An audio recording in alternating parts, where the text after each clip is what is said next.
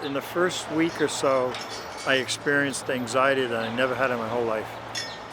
I woke up early in the morning before I wanted to get up, and I was very, very anxious. It's been very, very difficult because we are been totally inundated in this area. Elmhurst Hospital has been hit very, very badly. We are working, my staff and I are working 18 to 20-hour days, 7 days a week since this started.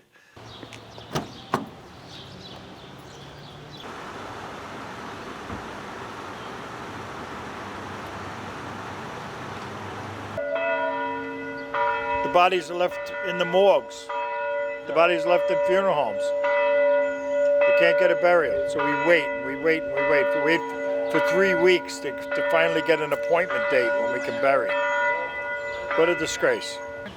I wish that we had a better outlet on the other side to deal with these bodies easier, so we didn't have to drive to Syracuse, so we didn't have to wait for weeks to get a cemetery spot. I wish that we're taking in a tremendous amount of work. I want that work to go out easily, not to be worried every day whether we're going to have 20 bodies in this place for way too long. They don't let you see them at the hospital. You can't go in and see them.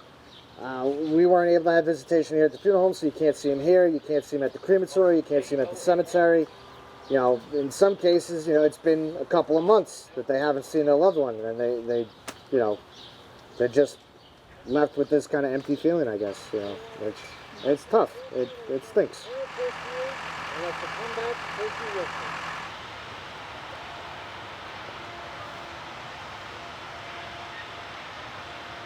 It's been tough. I've tried to take as many photos as I can for people. Sometimes the bodies are just in rough shape and they don't really allow for me to take a photo.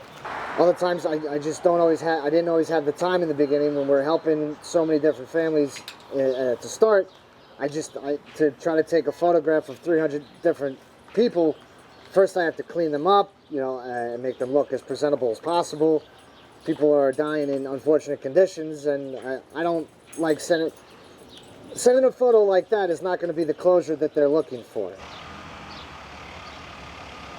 When this whole thing started, these cemeteries failed us, and they still continue to fail us because they're not taking the numbers that they're capable of doing.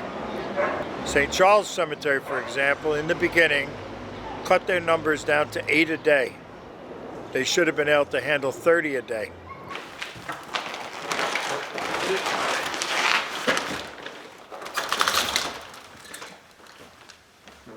These bodies that we're picking up are not embalmed. So fortunately they've been in refrigeration for a week or maybe longer, so they're pretty solid. Eventually they're going to thaw out and then they're going to start to decompose. So we prefer to have these guys loaded on a truck when they're still cold and preserved. We don't like to have these bodies sitting around if they're going to decompose. That's why that guy in Brooklyn got in trouble. He was pulling in bodies and wasn't taking into account you only have a certain number of days.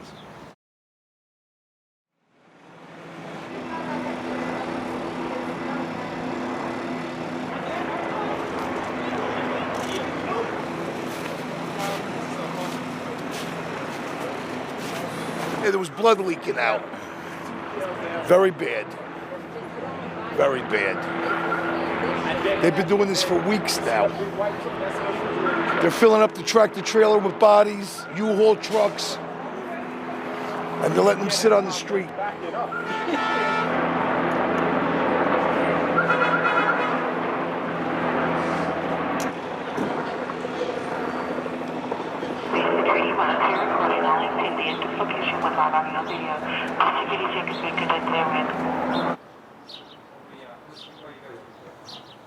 Okay, you understand that? Yes, I understand. Are the police there? No, not yet. We just go on the way. Okay, all right. So This is gonna take 6 or 8 hours before everything gets cleared. Oh, All right, so okay. you're just gonna be patient. Okay. There are some funeral homes that are not equipped to hold a large volume of bodies. Not that I'm really equipped here, but I have the room and availability and we're doing it properly. And I only bring a loved one in here when we have the proper room and we know that we have a cremation date or burial date. Otherwise, we leave the body at the hospital because it's safe, it's in refrigeration.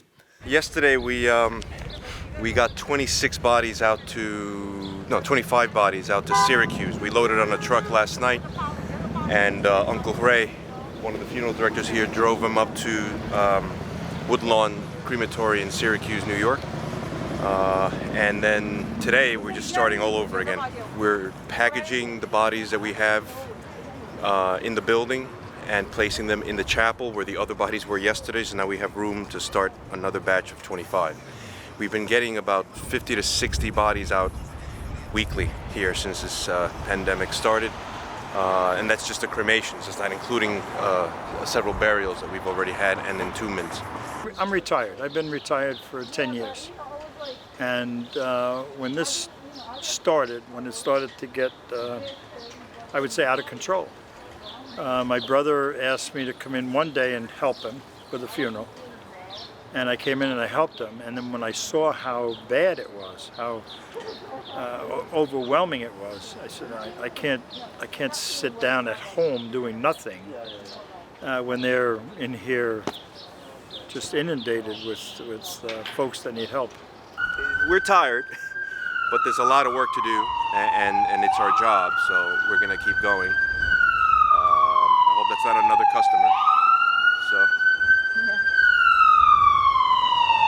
but you know, it was worse several weeks ago. I mean, that sound was incessant between the fire and police and EMS.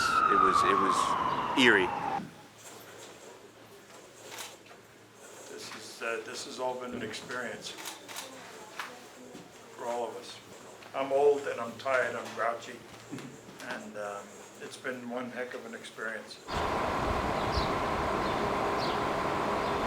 I clean before I get in the car, I clean after I get in the car. Well, usually on days like today, I was in a couple of trailers.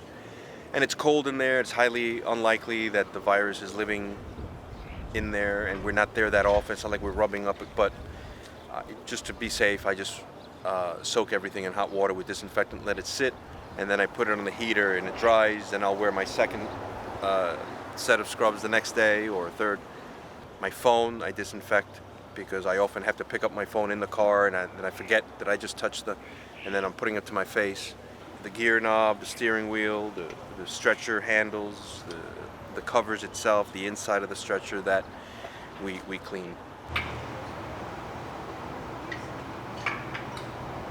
You know, the small staff, 4 guys, but we're working like crazy and we're all exhausted. So we're hoping this is going to come to an end soon, but it doesn't look like it. I mean, personally, it's just exhausting. I'm working with a team of guys and we're doing the best I can, and we're a team. As much as I'm the owner and the boss, I don't do anything without consulting them because I don't want to put their lives in danger. If they want to call it quits, they know just to tell me, Joe, we don't want to do this anymore. And the door gets locked, the phones get taken off the hook, and we're done. It's our job. I mean, this is why we exist. You know, we should be out there. You know, it's like saying, well, the police, fire. I mean, they have to be out there. They're licensed. They're credentialed professionals. You know, and we're the ones that should be out there. In a situation like this where you have a job to do, you step up and do the job, and that's it. And that's the way we live, that's the way we work. You just step up and do the job.